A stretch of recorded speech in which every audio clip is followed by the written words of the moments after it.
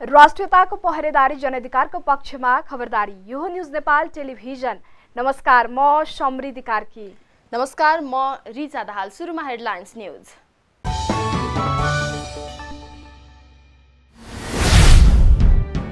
विजया दशमीको दोस्रो दिन पनि मानिसजनबाट टीका र जमरा लगाइयो। काठमाडौँ उपत्यका भित्रने यात्रु र सवारी साधनहरूको संख्यामा वृद्धि।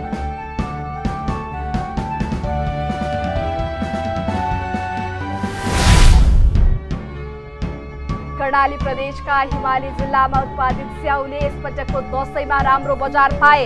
भारत लगायत अन्य देशबाट आयातित स्याउको बिक्रीमा प्रभावित।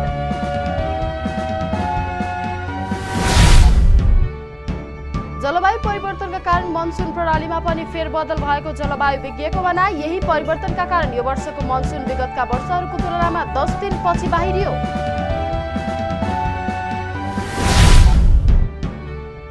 बडा दशैंको 2 दिन त्रिभुवन अन्तर्राष्ट्रिय विमानस्थल भएर कुल 63,242 जनाले हवाई यात्रा गरे। असोज 13, 14, 15 र 16 गते हवाई उडानमा चाप। लेबनानको युद्धग्रस्त दक्षिणी क्षेत्र स्थित मस्जिद इजरायली हवाई आक्रमणबाट ध्वस्त। पछिल्लो समय इजरायलद्वारा आक्रमण अभियान तीव्र।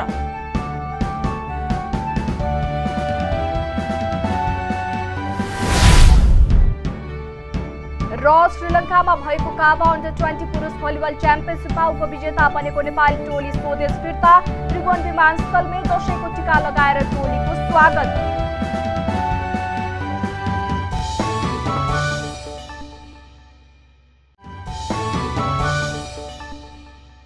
अब न्यूज विस्तारमा सुरु गरौं। विजया दशमीको प्रसंगबाट। बडा दशैं अन्तर्गत टीकाको दोस्रो दिन आइतबार पनि मान्यजनको हातबाट नवदुर्गाको प्रसादका रूपमा शुभ साइतको प्रतीक रातो टीका र जमरा लगाइएको छ।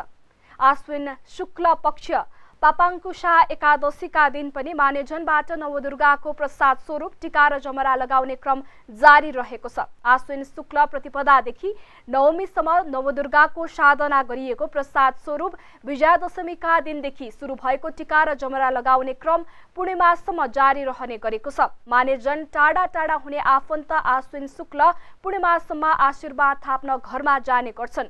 दशैं मनाएर काठमाडौँ उपत्यका भित्रिने यात्रु र सवारी साधनको संख्यामा समेत वृद्धि भएको छ। महानगरीय ट्राफिक प्रहरी महाशाखाले घटस्थापनादेखि अष्टमीसम्म दशैं मनाउन घर गएका यात्रु दशैंको टीका लगाएर उपत्यका भित्रन थालेको जानकारी दिएको छ। हेटौडा कुलेखानी फाखेल भएर काठमाडौँ जाने सडक अन्तर्गत इन्द्र सरोवर गाउँपालिका 2 र 3 स्थित हेबीमा सडक बिग्रेकाले वैकल्पिक बाटो प्रयोग गर्न प्रहरीले आग्रह गरेको छ। इलाका प्रहरी कार्यालय भीमफेदीका प्रहरी निरीक्षक ललिता ढकालले हेटौडाबाट काठमाडौँ जाँदा त्रिभुवन राजपथ तथा कान्ति लोकपथबाट यात्रा गर्न आग्रह गरिएको बताउनु भएको छ। कुलेखानी सिमखोला नजिक हेबीको उकालोमा साना गाडीहरू चढ्न नसक्ने गरी सडक बिग्रेकाले स्थानीय प्रहरीले सवारी साधनलाई भैसेबाट त्रिभुवन राजपथको पालुङ हुँदै काठमाडौँतर्फ पठाइरहेको उहाँले जानकारी दिनुभएको छ।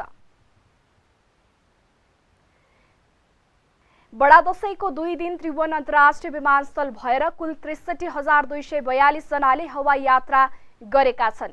असोज 24 गते फुलपाती र 26 गते महाअष्टमी र महानवमीमा आन्तरिक र अन्तर्राष्ट्रिय दुवै गरी 63,000 भन्दा बढीले हवाई यात्रा गरेका हुन्। त्रिभुवन अन्तर्राष्ट्रिय विमानस्थलका प्रवक्ता रिन्जी शेर्पाका अनुसार असोज 24 गते आन्तरिकतर्फ दुईतर्फी गरेर 301 उडान मार्फत 17,329 र असोज 25 गते 278 उडानबाट 14,436 गरी कुल 31,765 ले आन्तरिक उडानमा हवाई यात्रा गरेका छन्। यस्तै अन्तर्राष्ट्रिय तर्फ असोज 24 गते दुईतर्फी 107 उडान मार्फत 16,509 र असोज 25 गते पनि 107 उडान हुँदा 14,968 गरी कुल 31,477 ले हवाई यात्रा गरेको विमानस्थल कार्यालयले जनाएको छ।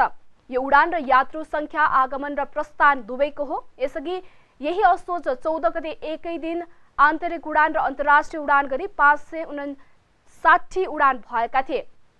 ती उडान मार्फत सोही दिन 35,000 704 जनाले हवाई यात्रा गरेका छन्।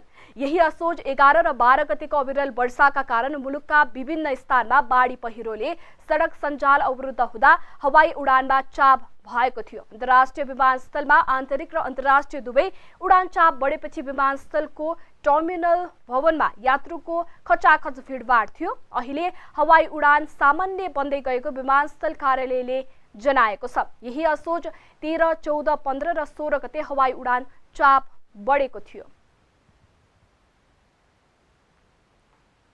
देश दशैंमय बनिरहँदा किसानहरूलाई अहिले धान भित्र्याउनको चटारो छ। नेपालको विभिन्न भागमा किसानहरू धान काट्नमा व्यस्त छन्। मौसम परिवर्तनको असरले नेपालमा कृषि क्षेत्रमाथि थप चुनौतीहरू थप्दै आएकाले पनि यति बेला किसानहरूको प्रमुख लक्ष्य धानको कटाई समयमै गरिनु र चाडपर्वपछिका बालीहरूको उत्पादन सुरक्षित राख्नु बनेको छ। एक रिपोर्ट। दशैं सकिएपछि हिउँद नजिकिँदै गर्दा नेपालको विभिन्न भागमा किसानहरू धान कटानमा व्यस्त छन्। शरद ऋतुमा मौसम स्थिर देखिए पनि चाँडै आउने हिउँदे चिसोले खेतीमा असर गर्ने सम्भावनाका कारण दशैं लगत्तै किसानहरू धान काट्न व्यस्त छन्। धान नेपालको प्रमुख खाद्यान्न बाली हो, जसको उत्पादनले देशको खाद्य सुरक्षा र ग्रामीण अर्थतन्त्रमा महत्त्वपूर्ण भूमिका खेल्छ। दशैं लगत्तै शरद ऋतुमा धानको कटनी गर्ने परम्परा छ, जसले किसानहरूलाई चाडपर्वको रमाइलो पछिको महत्त्वपूर्ण जिम्मेवारीमा फर्काएको छ। धानको उत्पादन राम्रो भए पनि मौसम परिवर्तनले चिन्ता बढाएको किसानको गुनासो छ। जलवायु परिवर्तनका कारण अनिश्चित मौसमका परिणामहरू देखिन थालेका छन्। चिसोले चाडपर्व पछिको बाली उत्पादनमा पनि प्रभाव पार्ने सम्भावना हुन्छ। तापक्रममा गिरावट आएर बाली सुकाउन कठिन हुने तथा भण्डारणका समस्याहरू उत्पन्न हुने खतरा रहेको कृषि विज्ञहरूले बताएका छन्। किसानहरूलाई समयमै कटान गर्न र चाँडो सुकाउने उपाय अपनाउन विज्ञहरूले सुझाव दिएका छन्। धान कटानसँगै किसानहरूले चाडपर्वपछि आउने गहुँ, जौ र मकै जस्ता हिउँदे बालीहरूको तयारी पनि गरिरहेका छन्। कृषि विज्ञहरूका अनुसार माटोको चिसोले हिउँदे बालीहरूको वृद्धि ढिलाइ गर्ने सम्भावना रहे पनि सन्तुलित मल र उचित सिंचाइले यो चुनौतीलाई सामना गर्न सकिनेछ। मौसम परिवर्तनको असरले नेपालमा कृषि क्षेत्रमाथि थप चुनौतीहरू थप्दै आएको छ। हिउँद नजिकिँदै गर्दा धानको कटाई समयमै गरिनु र चाडपर्व पछिका बालीहरूको उत्पादन सुरक्षित राख्नु किसानहरूको प्रमुख लक्ष्य बनेको छ। जलवायु परिवर्तनले नेपालमा कृषि उत्पादन र खेती बालीको चक्रमा महत्त्वपूर्ण परिवर्तन ल्याइरहेको छ। विशेष गरी धानको कटान र चाडपर्व पछिका हिउँदे बालीहरूको उत्पादनमा चिसोको प्रभावले किसानहरूलाई थप चुनौती थपेको छ। मौसम परिवर्तनसँग जुझ्न किसानहरूलाई सरकारले प्रविधिको प्रयोगमा जोड दिनुपर्ने देखिएको छ।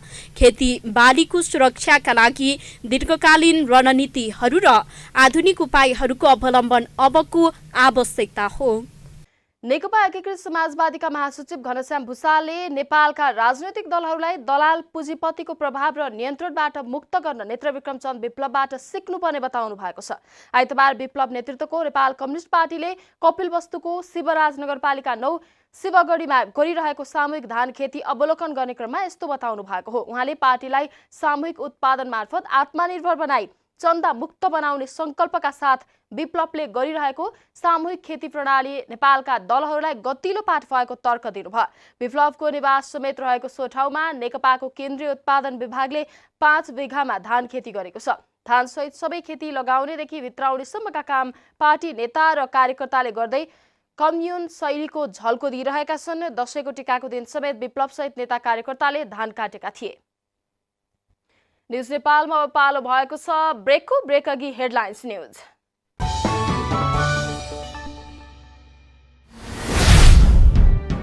विजया दशमीको दोस्रो दिन पनि मानिसजनबाट टीका र जमरा लगाइयो। काठमाडौँ उपत्यकाभित्र नै यात्रु र सवारी साधनहरूको संख्यामा वृद्धि।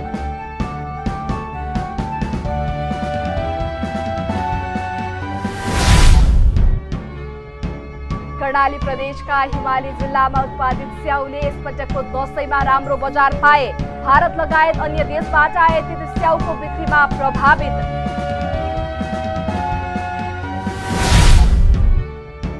जलवायु परिवर्तनका कारण मनसुन प्रणालीमा पनि फेरबदल भएको जलवायु विज्ञको भनाइ। यही परिवर्तनका कारण यो वर्षको मनसुन विगतका वर्षहरूको तुलनामा 10 दिन पछि बाहिरियो।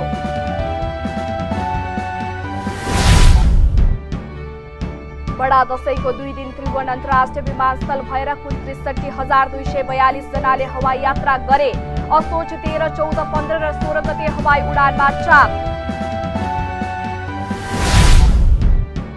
लेबनानको युद्धग्रस्त दक्षिणी क्षेत्र स्थित मस्जिद इजरायली हवाई आक्रमणबाट ध्वस्त। पछिल्लो समय इजरायलद्वारा आक्रमण अभियान तीव्र।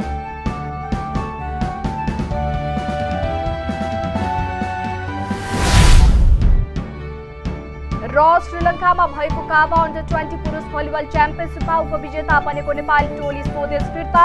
त्रिभुवन विमानस्थलमै दशैंको टीका लगाएर टोलीको स्वागत।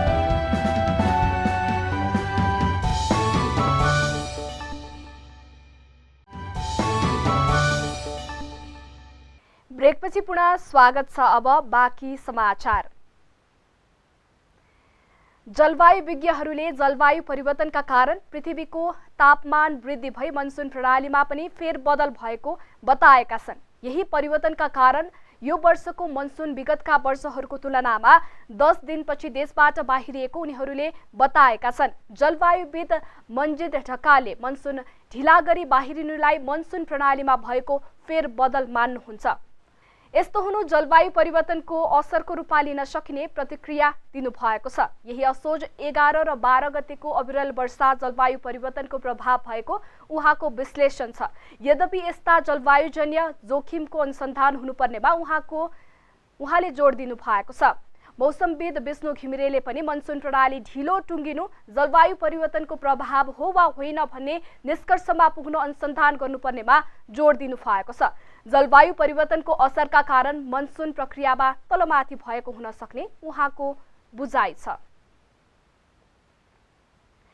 अरनिको राजमार्ग अन्तर्गत काभ्रे पलाञ्चोकको 5 खाल नगरपालिका 8 स्थित 50 किलोमा सडक माथिबाट खसेको सुक्खा पहिरोका कारण अवरुद्ध सडक एकतर्फी सञ्चालनमा आएको छ।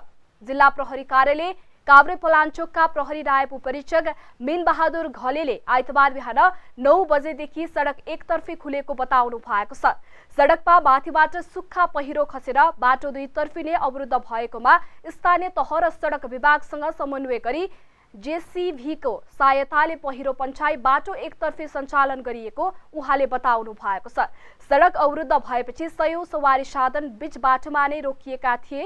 शनिबार राति 10 बजेतिर पहिरोले बन्द भएको सडक सञ्चालन भएसँगै रोकिएको सवारी साधनहरू गन्तव्यतर्फ लागेको प्रहरीले जनाएको छ।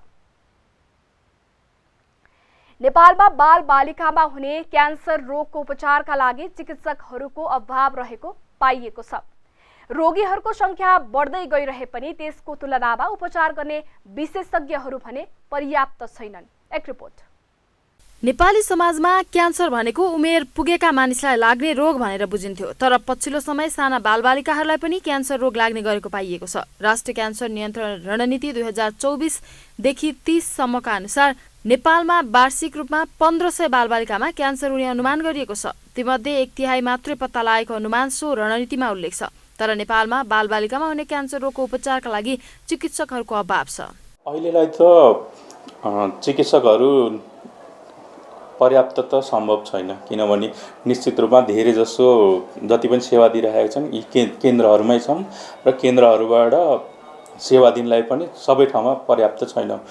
कान्तिको हकमा म र अर्का चिकित्सक हुनुहुन्छ भने अन्य केन्द्रहरूमा लगभग 1 जना या 2 जना हुनुहुन्छ, जसले गर्दाखेरि चाहिँ त्यस केन्द्रहरूमा पनि सेवा प्रवाह गर्नलाई केही कठिनाइहरू छ भने नेपालमा काठमाडौँ बाहिर ती सेवा पुर्याउनलाई चाहिँ अझै पनि पर्याप्त जनशक्तिको अभाव नै छ जस्तो लाग्छ।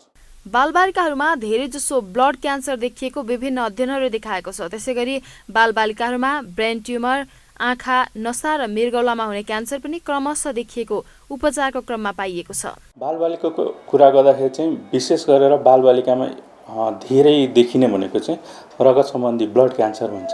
रगत सम्बन्धी क्यान्सरहरू नै मुख्यतया प्राय देखिन्छ। ठुलो सङ्ख्यामा लगभग 60-65% जति पनि क्यान्सर छ त्यो चाहिँ बालबालिकाहरूमा हुने चाहिँ रगतकै क्यान्सर हो, जसलाई हामीले ल्युकेमिया, लिम्फोमा भन्छौँ हैन। त्यसबाहेक चाहिँ अन्तर्राष्ट्रिय स्तरकै हिसाबमा कुरा गर्दाखेरि पनि हाम्रो पनि लगभग उस्तै नै छ। सुरुमा ब्लड क्यान्सर भयो भने त्यस पछाडि ब्रेन ट्युमर हुन्छ भने त्यसबाहेक अरू अङ्गहरूमा जस्तै आँखामा हुने रेटिनोब्लास्टोमा भन्ने, त्यस पछाडि नसाहरूमा हुने न्युरोब्लास्टोमा, मृगौलामा हुने विल्म्स ट्युमर भन्ने यस किसिमका क्रमशः देखिँदै आएका छन्। कान्तिबाल अस्पतालमा मात्रै क्यान्सर रोग लागेका बालबालिकाहरू उपचारका लागि वार्षिक रूपमा करिब 160 देखि 200 सम्म आउने गरेका छन्। दशैंको अवसरमा मध्यपुर थिमे स्थित बालकुमारीमा मनाइने प्रसिद्ध कुभिन्डे जात्रा सम्पन्न भएको छ।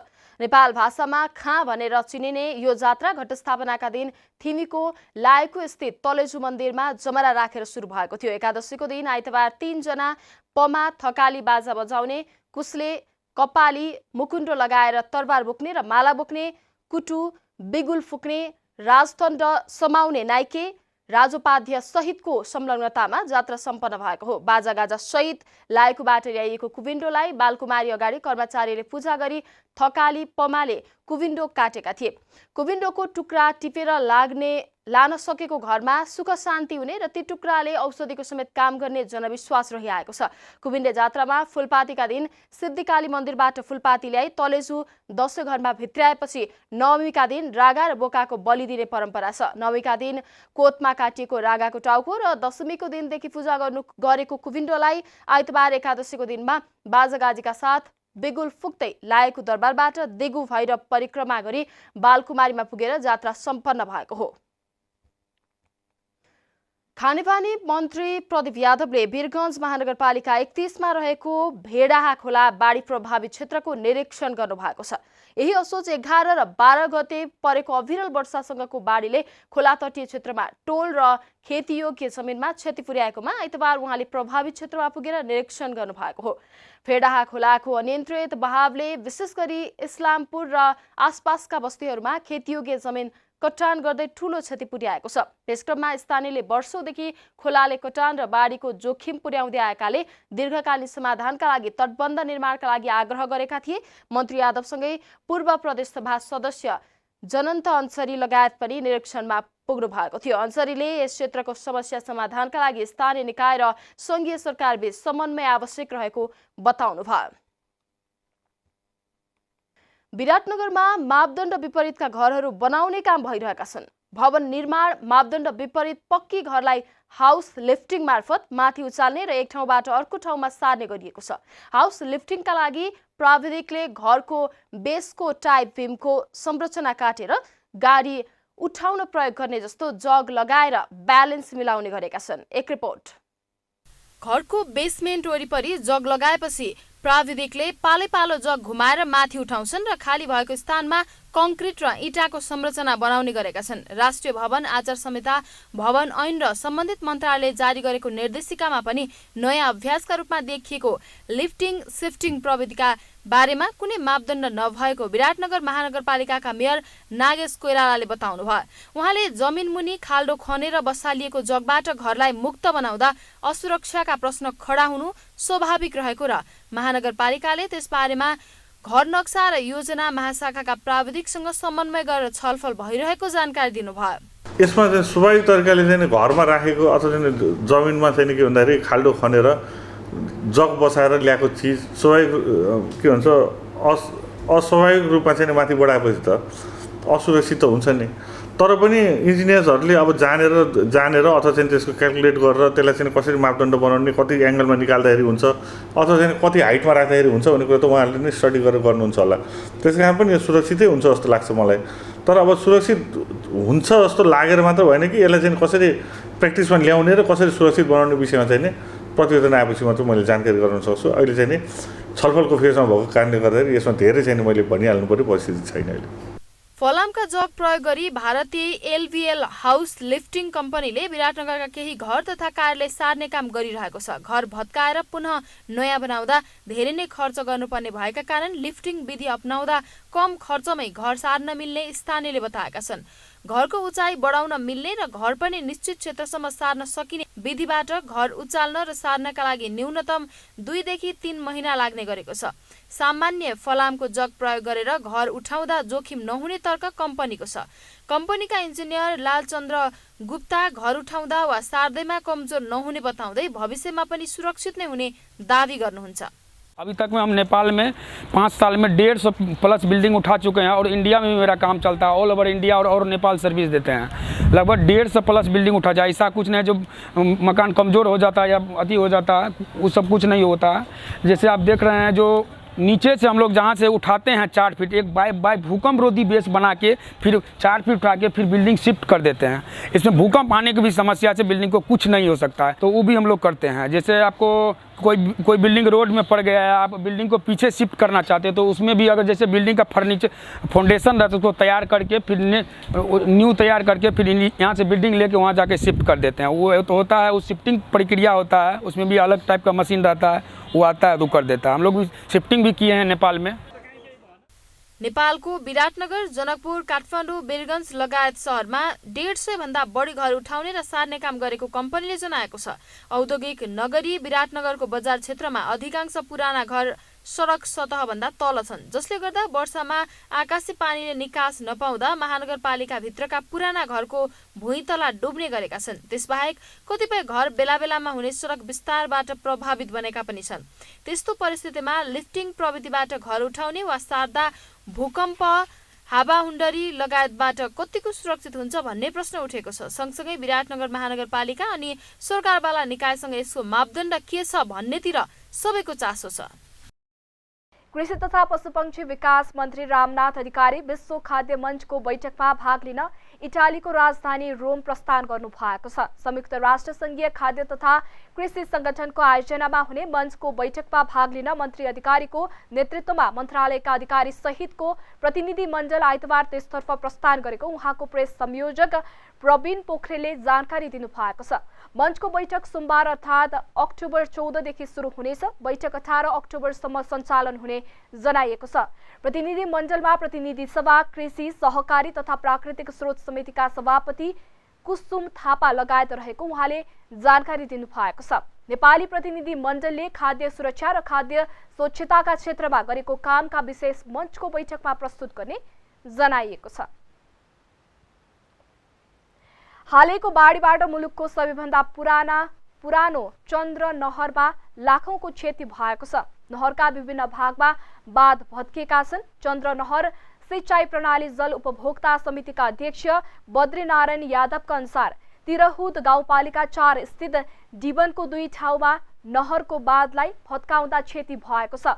हुलाकी सडक अन्तर्गत पर्ने महादेवा गाउँपालिका स्थित चिम्टीमा पनि नहरको केही भाग भत्केको छ। क्षतिको कारण नहर पूर्ण रूपमा बन्द छ। बाढीबाट 50 लाख भन्दा बढीको क्षति भएको उहाँले जानकारी दिनु भएको छ। लामो समयदेखि लथालिङ्ग रहेको चन्द्र नहरलाई कोशी पम्प चन्द्र नहर डिभिजन कार्यालयले विगत 2 वर्षदेखि पुनर्निर्माण गर्दै थियो। नहर बन्द भएपछि यहाँका किसान चिन्तित भएका छन्। नहर मर्मत सम्मार प्रारम्भ गर्न स्रोत साधन जुटि नसकेको अध्यक्ष यादवले बताउनु भएको छ। न्यूज नेपालमा अब पालो भएको छ बिजनेस न्यूजको।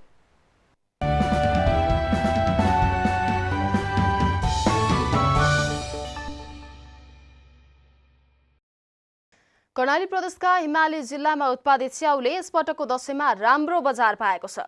जुम्ला, कालीकोट, हुम्ला र मुगुमा उत्पादन गरिएको स्याउले बजार पाएपछि स्थानीय बजारमा भारत लगायत अन्य देशबाट आयातित स्याउको बिक्री निकै प्रभावित भएको उद्योग वाणिज्य संघ सुर्खेतका अध्यक्ष लक्ष्मण कौडेलले बताउनुभयो। उहाँले यहाँको स्याउ सस्तोमा पाउन थालेपछि सुर्खेत, छिन्चु, कोहलपुर र नेपालगञ्ज लगायत क्षेत्रमा राम्रो बजार पाएको जानकारी प्राप्त भएको बताउनुभयो। चीन र भारतको स्याउ बढी खपत हुने गरेको नेपालगञ्जमा हाल कर्णालीको स्याउले बजार लिएको बाँके कोहलपुरका कृष्ण ओलीले जानकारी दिनुभयो। नेपालसँग सिमाना जोडिएका भारतीय भागहरूमा समेत कर्णालीकै स्याउले बजार पाएको उहाँले बताउनुभयो। वीरेन्द्रनगर सुर्खेतका व्यापारी कमान जेसीले भारतीय स्याउ प्रति किलो 150 देखि 250 र चीनको स्याउ प्रति किलो 160 भन्दा बढीमा बिक्री भइरहेका बेला कर्णालीको स्याउ सुर्खेत र नेपालगञ्जमा प्रति किलो 90 देखि 120 सम्ममा पाइन थालेपछि बजार विस्तारमा सघाउ पुगेको बताउनुभयो। बढाई दशैंलाई लक्षित गरी तनहुमा गरिएको बजार अनुगमनका क्रममा 3 लाख भन्दा बढीको सामान नष्ट गरिएको छ। खाद्य प्रविधि तथा गुण नियन्त्रण डिभिजन तनहुँका प्रमुख ज्योति आचार्यले कार्यक्षेत्रका 5 जिल्लामा चाडपर्व लक्षित बजार अनुगमन गर्दा सो परिणाममा अखाद्य सामान नष्ट गरिएको जानकारी दिनुभयो। तनहुँ, लमजुङ, नवलपरासी, गोर्खा र मनाङमा असोज पहिलो सातादेखि दशैंको बिदा हुने अघिल्लो दिनसम्म बजार अनुगमन कार्यलाई निरन्तरता दिएको उहाँले बताउनुभयो। व्यवसाय दर्ता तथा नवीकरण नगरेका, मूल्य सूची नराखेका, म्याद गुज्रिएका सामान प्रयोग गरेका, लेबल स्पष्ट नभएका सामान बिक्री वितरण गर्ने व्यावसायिक फर्मलाई 3,000 देखि 10,000 रुपियाँसम्म जरिवाना गरिएको डिभिजन प्रमुख आचार्यले जानकारी दिनुभयो। करिब 1.5 लाख बराबरको मासु तथा झिलिङ्गा बरामद गरी नष्ट गरिएको छ। गण्डकी प्रदेशको भारतसँग सिमाना जोडिएको क्षेत्र नवलपुरको बिनै त्रिवेणीसम्म बजार अनुगमन गरिएको थियो। पृथ्वी राजमार्ग अन्तर्गत तनहुँ खण्डमा रहेका होटल, खाजाघर, गोर्खामा रहेका पानी उद्योग र बेकरी उद्योग अनुगमन गरियो। त्यसक्रममा म्याद गुज्रिएका सामान नष्ट गरिएको छ। न्युज नेपालमा अब पालो भएको छ इन्टरनेसनल न्युजको।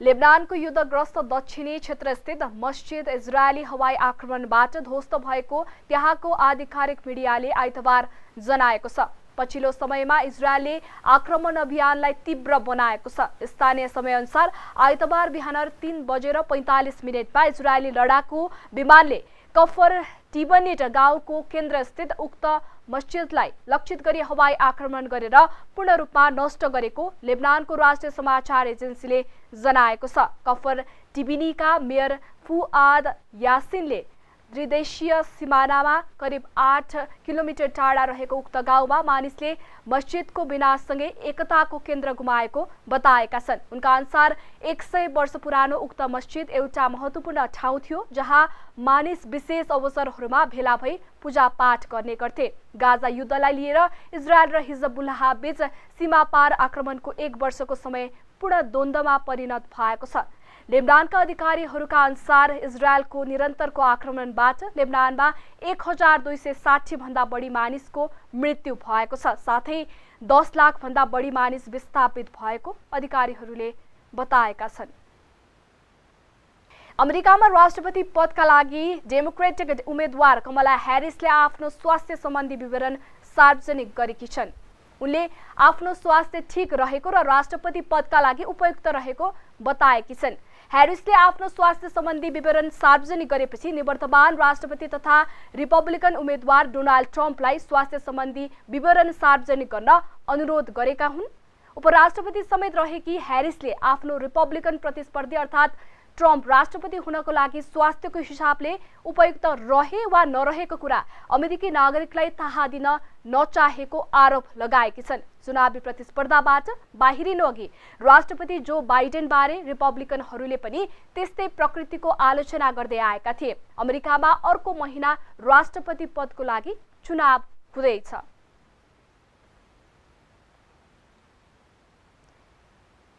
न्युज नेपालमा अब पालो भएको छ स्पोर्ट्स न्युजको।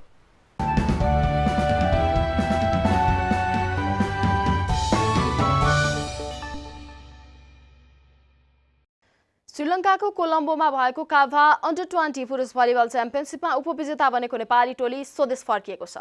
टोलीलाई नेपाल भलिबल संघका पदाधिकारीले आइतबार त्रिभुवन विमानस्थलमा स्वागत गरेका थिए।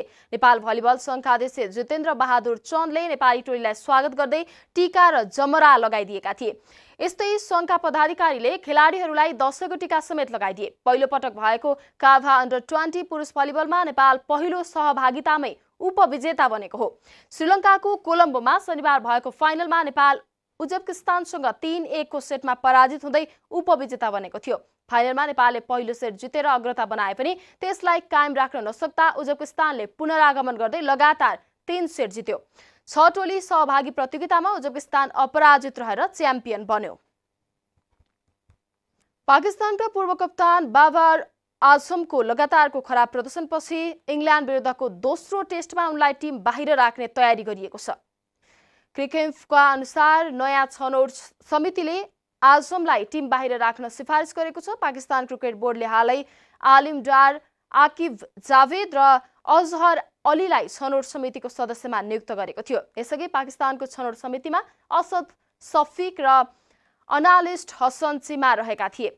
साथै कप्तान र प्रशिक्षक पनि छनौट समितिमा हुने गर्दछन्। बाबरले कप्तान पुनः नियुक्त भएको 6 महिनापछि नै इङ्ल्यान्ड विरुद्धको टेस्ट सुरु हुनु अघि कप्तानी छाडेका थिए। बाबरले 2022 को डिसेम्बर यता टेस्ट क्रिकेटमा अर्धशतक बनाउन सकेका छैनन्। इङ्ल्यान्ड विरुद्धको पहिलो टेस्ट हारेको पाकिस्तानले दोस्रो टेस्ट अक्टोबर 15 देखि मुल्तानमा खेल्दैछ।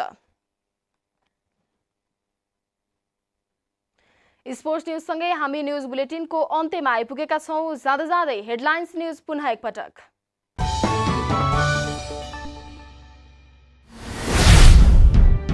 विजया दशमीको दोस्रो दिन पनि मानिसजनबाट टीका र जमरा लगाइयो। काठमाडौँ उपत्यका भित्र नै यात्रु र सवारी साधनहरूको संख्यामा वृद्धि।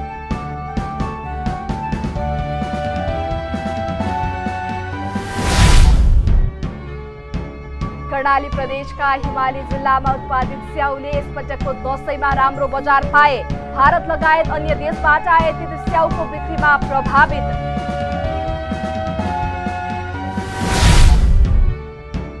जलवायु परिवर्तनका कारण मनसुन प्रणालीमा पनि फेरबदल भएको जलवायु विज्ञको भनाइ। यही परिवर्तनका कारण यो वर्षको मनसुन विगतका वर्षहरूको तुलनामा 10 दिन पछि बाहिरियो।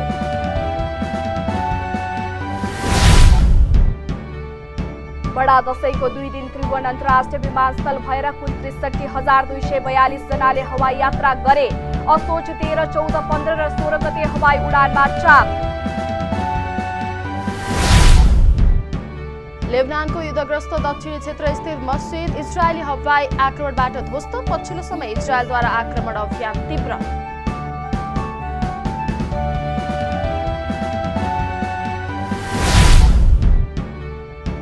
र श्रीलङ्कामा भएको काबा अन्डर-20 पुरुष भलिबल च्याम्पियनसिपमा उपविजेता बनेको नेपाली टोली स्वदेश फिर्ता। त्रिभुवन विमानस्थलमै दशैंको टीका लगाएर टोलीको स्वागत।